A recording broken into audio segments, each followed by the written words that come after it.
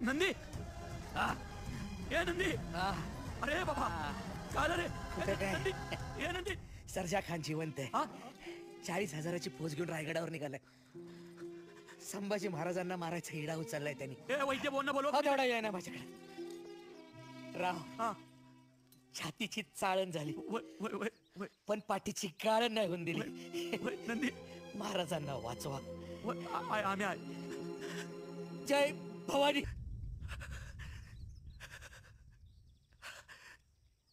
जय शिवाजी त्या सर्जाला म्हणाव